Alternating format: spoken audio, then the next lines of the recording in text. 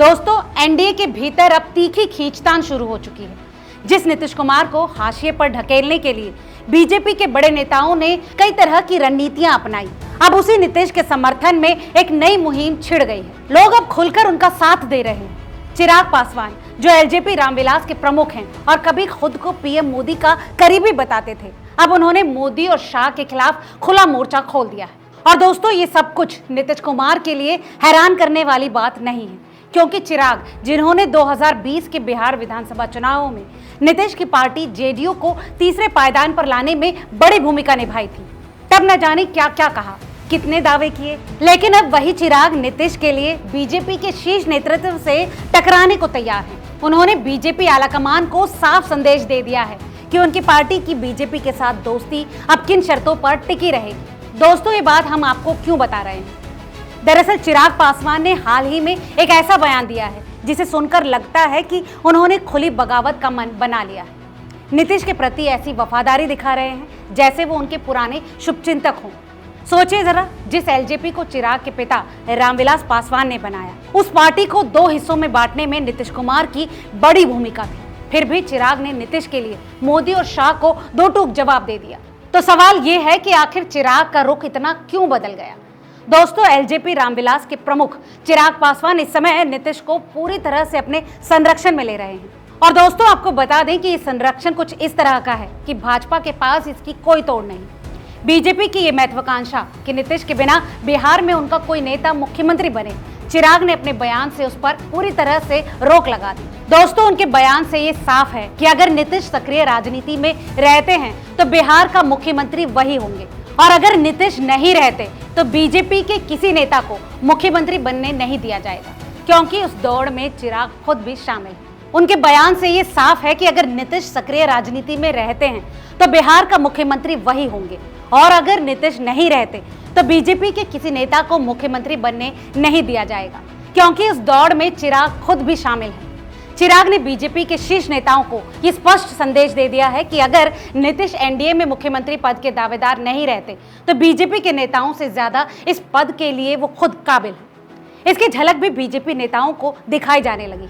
पटना की सड़कों पर इन दिनों चिराग पासवान के पोस्टर छाए हुए हैं और इन पोस्टरों में उन्हें बिहार का मुख्यमंत्री बनाने की मांग उठ रही है। उनकी पार्टी आगामी विधानसभा चुनावों में अपनी अलग पहचान बनाए रखना चाहती है, और चिराग ने खुद भी बिहार की राजनीति में सक्रिय होने की इच्छा जाहिर की। इन सबके बीच राजनीतिक गलियारों में चर्चाएं तेज हो चुकी हैं। जब ये सवाल पटना में गूंजने लगे तो चिराग ने दरभंगा में इसकी जानकारी दी।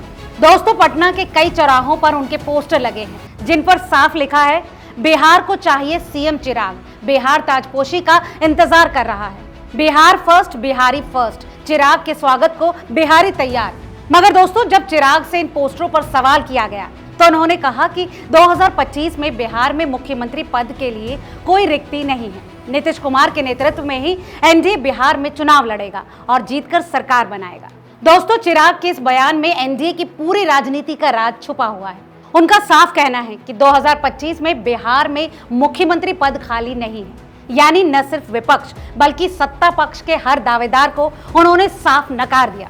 इसका मतलब साफ है कि 2025 में नीतीश ही एनडीए के दावेदार हैं, और अगर नीतीश इस दौड़ से हट जाते हैं तो फिर दावेदार खुद चिराग होंगे।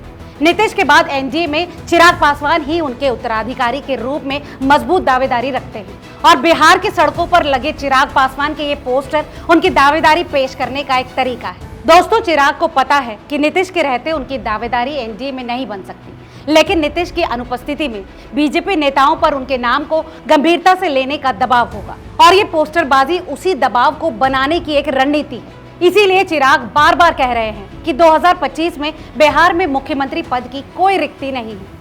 उनका दावा है कि अगली सरकार एनडीए गठबंधन की होगी और उनका नेतृत्व नीतीश करेंगे। वैसे जिस तरह चिराग नीतीश की तारीफ कर रहे हैं, उससे साफ लगता है कि वो बीजेपी आलाकमान के सामने खुद को स्थापित करने की पूरी कोशिश कर रहे हैं। चिराग का कहना है कि बिहार में एनडीए का नेतृत्व अभी भी नीतीश कर रहे हैं और भविष्य में भी वही करेंगे। यानी अगर बीजेपी ये सोच रही है कि नीतीश को हटाकर कोई और नेता मुख्यमंत्री बन सकता है, जैसे एकनाथ शिंदे के मामले में हुआ, तो चिराग ऐसा नहीं होने देंगे, क्योंकि अगर ऐसा हुआ तो बिहार में उनकी राजनीति को बड़ा झटका लग सकता है। अगर बीजेपी का कोई नेता मुख्यमंत्री बन गया तो चिराग की महत्वाकांक्षा अधूरी रह जाएगी।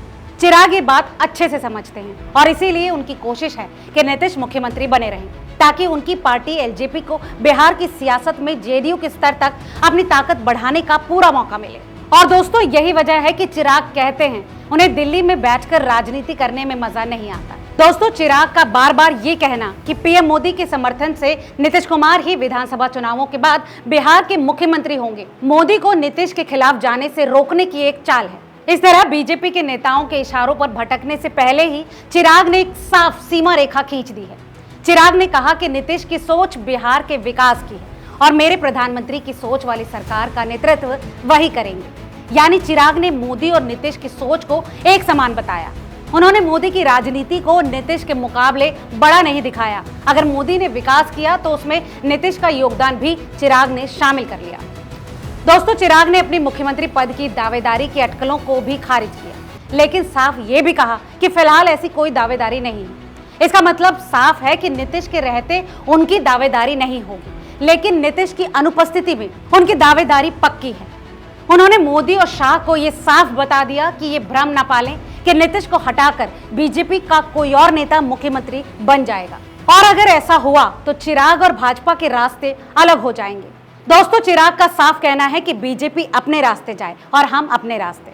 तो दोस्तों, बिहार में मुख्यमंत्री पद को लेकर चल रही रस्साकशी पर आपकी क्या राय है? हमें कमेंट करके जरूर बताएं और ऐसी तमाम और अपडेट्स के लिए देखते रहिए रिपोर्टर जी। बहुत बहुत शुक्रिया।